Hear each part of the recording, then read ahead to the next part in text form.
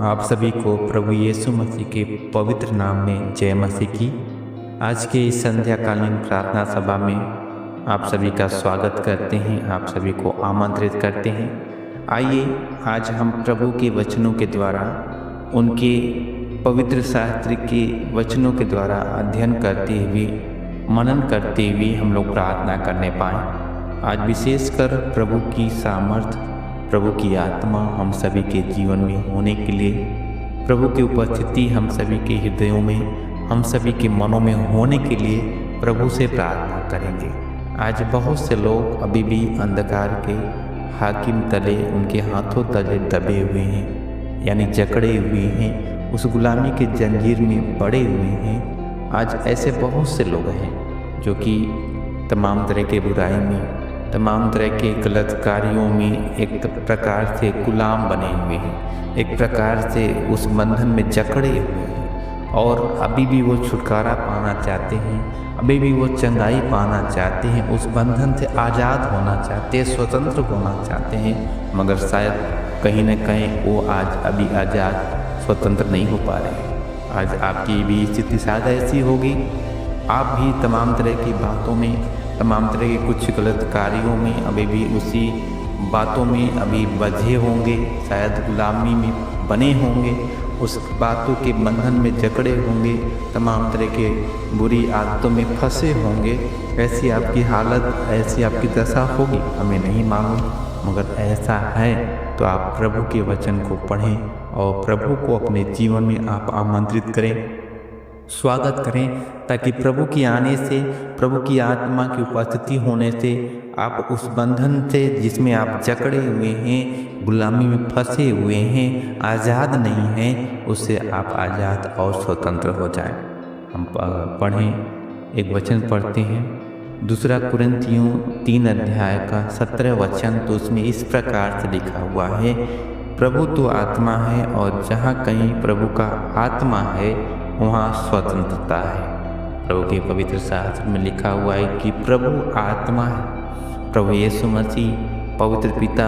आत्मा के रूप में, वो आज भी आत्मा के रूप में हम सभी के साथ, हम सभी के संग हैं। प्रभु का वचन कहता है प्रभु आत्मा है। जिस प्रभु पर हम विश्वास करते हैं, जिस पिता पर हम विश्वास करते हैं, वो प्रभु आज भी आत्मा के रूप में हम सभी के संग और साथ हैं। उन्होंने कहा वचन के द्वारा कि देखो जगत के अंत तक मैं तुम्हारे संग और साथ हूँ। आज भी वो हमारे संग और साथ हैं, हम सभी के बीच में, हम सभी के मध्य में हैं। प्रभु का वचन कहता है कि जहाँ कहीं प्रभु की आत्मा है वहाँ पे स्वतंत्रता है। प्रभु का आत्मा, प्रभु एक आत्मा के रूप में है और प्रभु का आत्मा जहाँ भी है, चाहे जैसे भी हालात में आप हों, अगर वहाँ पे प्रभु की आत्मा आ जाए, प्रभु की उपस्थिति हो जाए आपके मध्य में, आपके बीच में, आपके मनों में, तो आप जिस बंधन में बंधे हुए, आप जिस बंधन में या शैतान के हाथों तले जिस गुलामी में आप दबे हुए हैं, उस गुलामी से प्रभु की आत्मा आपको आज़ाद करेगा, स्वतंत्र करेगा। हमें नहीं मालूम हम किन बातों तले दबे हुए हैं, आप किन बातों से परेशान हैं,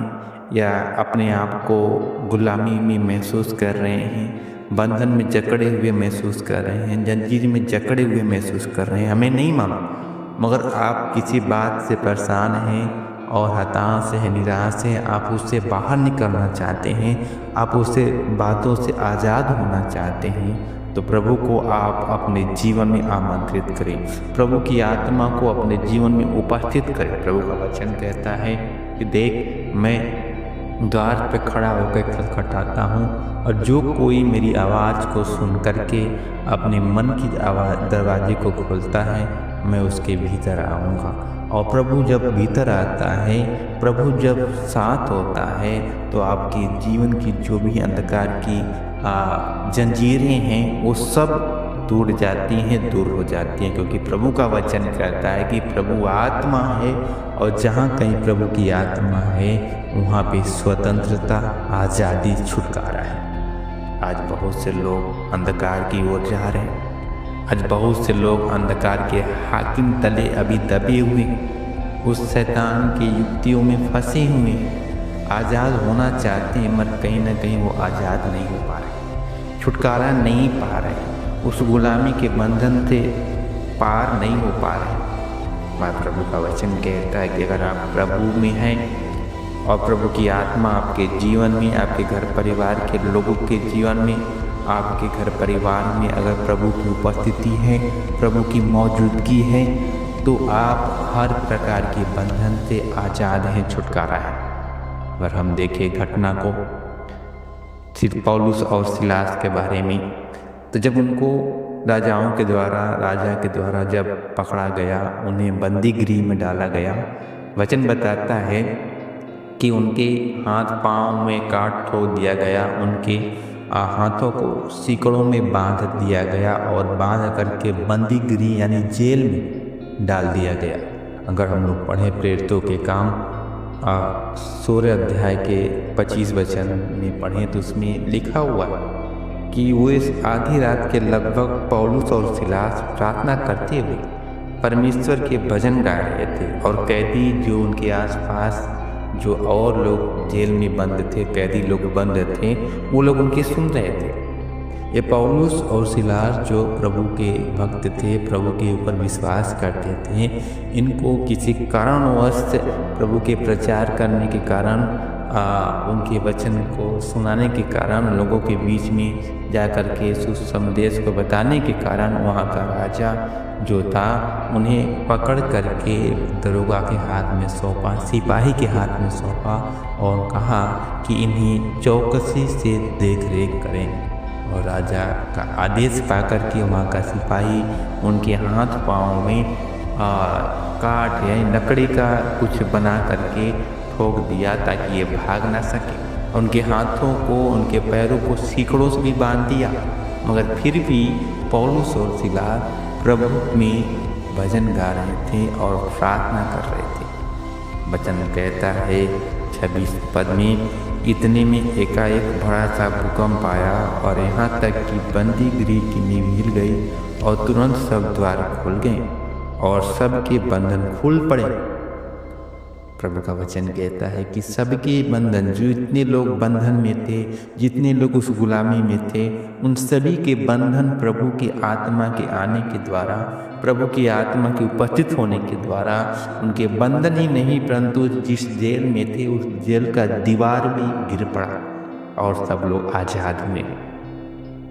प्रभु का वचन कहता है कि प्रभु का आत्मा जहाँ कहीं हो, चाहे जेल में हो, चाहे बीमारी में हो, चाहे समस्या में हो, चाहे परेशानी में हो, चाहे किसी मुसीबत में आप हो, अगर वहाँ पे आप प्रार्थना कर रहे हैं, प्रभु से विनती कर रहे हैं, निवेदन कर रहे हैं, तो प्रभु की आत्मा के द्वारा आपको उस समस्या से, उस बीमारी से, उस बंधन से,